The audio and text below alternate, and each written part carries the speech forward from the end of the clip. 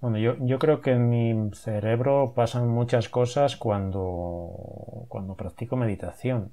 Hola, soy Fernando Sánchez Turrión y en este vídeo te voy a contar qué es lo que pasa en el cerebro cuando meditamos. O por lo menos algunas de las cosas que pasan, porque pasan muchas cosas.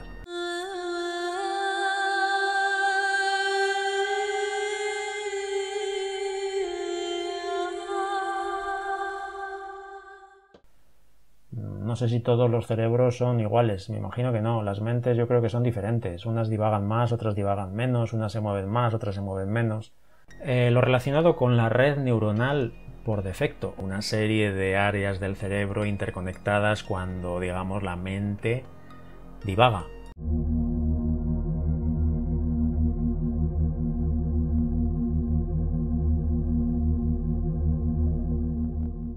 La verdad es que últimamente no hago más que oír hablar de la red neuronal por defecto, en todas partes, no sé qué es lo que pasa. Red neuronal por defecto. Red neural por defecto. Red neuronal por defecto. Red neuronal por defecto. Default mode network. The default mode network. Default mode network.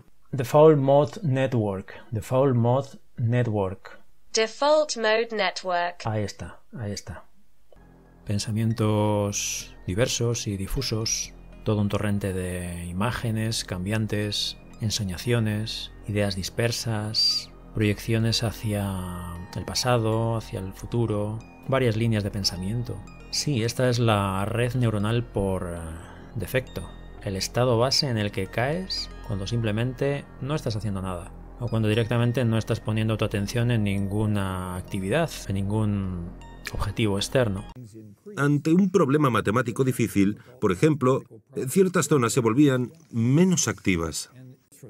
De ahí surgió la idea de que teníamos que estar ante una organización de esta actividad interna intrínseca, más relacionada con la vida mental interior que con el mundo que nos rodea.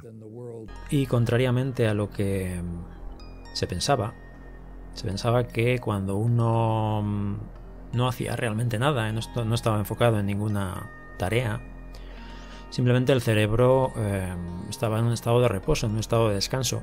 Pero curiosamente, se descubrió que en esos momentos, en esos estados, en esas situaciones, paradójicamente, la actividad cerebral, la activación neuronal era muchísimo mayor, incluido el gasto de energía en esos momentos, prácticamente el 80% de toda la actividad cerebral. Es lo que Marcus Raichle denomina red por defecto y conlleva un elevado consumo de energía. ¿Para qué se utiliza esta energía? Esto me condujo hace unos años a escribir un artículo en la revista Science que se llamaba La energía oscura del cerebro. Pensé que teníamos un problema muy parecido al de los astrónomos. La red neuronal por defecto está constituida por toda una serie de áreas cerebrales interconectadas, como por ejemplo la corteza prefrontal medial, la corteza cingulada posterior, el precunio o el giro angular. Digamos que esta red neuronal es el estado base del cerebro en el que uno cae, o en el que la mente cae, cuando, digamos, no estamos realmente haciendo nada, ninguna actividad. Entonces, simplemente en estos casos, la mente lo único que hace es divagar al pasado, al futuro, pensando en nuestras cosas, en nuestra vida. ¿Qué hace el cerebro cuando caemos en ese estado de reposo? En ese estado de estar no haciendo nada. Todos tenemos, yo creo, esta experiencia, ¿no? De ir por la calle caminando, conduciendo y ni siquiera nos hemos dado cuenta de por dónde hemos pasado porque la mente ha estado en otro sitio, o en miles de sitios, pensando en cosas de todo tipo de las que ni siquiera somos conscientes muchas veces. Eso sería la red neuronal por defecto, eso sería ir en piloto automático, que son sinónimos al fin y al cabo. Una mente que divaga, una mente dispersa. ¿Qué ocurre en tu mente cuando caes en esta red, cuando caes en este estado? Tal vez estás soñando despierto, estás simplemente divagando, estás escuchándote a ti mismo, el diálogo interior que no para.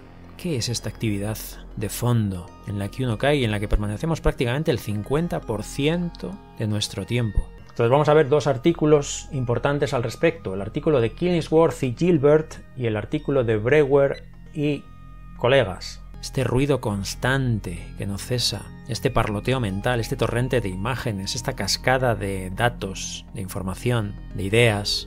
Algunos lo han llamado la energía oscura del cerebro o la vida secreta del cerebro, la loca de la casa. como diría Santa Teresa, la mente de mono, como ya se apuntó en algunas tradiciones contemplativas. El caso es que el neurólogo Marcus Raichle acuñó este término, red neuronal por defecto, para hacer referencia a esta red interconectada que se activa en esos momentos. Un estado mental al que simplemente podemos llamar piloto automático. ¿Qué ocurre cuando estás en piloto automático? ¿Qué ocurre cuando no estás orientado a nada en concreto? Una cantidad ingente de datos, de información autobiográfica se dispara en ese estado. Quizá para consolidar la idea del yo, para consolidar nuestra narrativa, pensamientos autorreferenciados, episodios de nuestra propia memoria. ¿Qué ocurre en tu cerebro cuando caes en este estado? Por defecto. El gran descubrimiento de Killingsworth es que una mente que divaga es una mente infeliz, por regla general, en cualquier tipo de actividad. Esta es al menos la conclusión a la que llegaron Killingsworth y Gilbert en el célebre artículo publicado en la revista Science. Y su conclusión es contundente, es decir, una mente que divaga es una mente infeliz. En este estudio se publican los resultados que obtuvieron después de consultar a una muestra de 2.250 personas, a las que se les hacía 3 preguntas aleatoriamente a lo largo del día, en cualquiera de sus actividades. ¿Cómo te sientes ahora? ¿Qué estás haciendo justo en este momento? ¿Estás pensando en algo que no sea lo que estás haciendo ahora? Lo que se vio es que la mente divaga frecuentemente, independientemente de la actividad que las personas estén haciendo, y ocurre prácticamente en el 50% de los casos, y al menos en el 30% de los casos durante cualquier actividad, excepto una, haciendo el amor, practicando sexo, en la que la mente divaga solamente un 10% de los casos. Lo curioso es que la naturaleza de estas actividades solo tenía un pequeño impacto en la divagación, lo cual sugiere que esta divagación es independiente del tipo de actividad que se haga. Pero resulta que hay una función que no tiene nada que ver con la actividad realizada y que está ahí, subyacente. En conclusión, la gente es menos feliz cuando su mente divaga que cuando no lo hace, durante cualquier actividad. Y este análisis sugiere, por tanto, que la divagación mental es la causa y no la consecuencia de nuestra infelicidad. Y el gran descubrimiento de Breuer y sus colegas es que esta red neuronal que está asociada a la divagación mental y a la infelicidad reduce su actividad notablemente cuando hacemos meditación o cuando practicamos meditación mindfulness en concreto. Este estudio demuestra que la meditación mindfulness reduce la red neuronal por defecto. Todavía se desconoce en gran medida cuál es la función de esta red. ¿Qué función desempeña esta red neuronal por defecto? Sí, es posible que tenga un papel en esta idea del yo, en la consolidación de lo que realmente somos, quizá para consolidar la memoria, pero quizá también haya una gran cantidad de contenidos inútiles. Es un gran misterio. Quizá esta red neuronal por defecto se desarrolló por alguna cuestión, por alguna ventaja adaptativa a lo largo de nuestra evolución como especie. ¿Quién sabe? El caso es que ahí está, este parloteo mental, esta rumiación. ¿Qué hacemos con ella? La gran pregunta que nos podemos hacer es, ¿realmente podemos cambiar esta red neuronal por defecto por otra que esté más centrada en el presente y que en definitiva nos haga más felices? La respuesta evidentemente es sí. Lo curioso es que la red por defecto podría tener una gran importancia clínica y podría ser realmente relevante en toda una serie de trastornos, como por ejemplo la enfermedad de Alzheimer, el autismo, esquizofrenia, la depresión mayor, el dolor crónico, ya que se ha encontrado que algunos biomarcadores de la enfermedad de Alzheimer, por ejemplo, dibujan claramente y nítidamente esta red por defecto.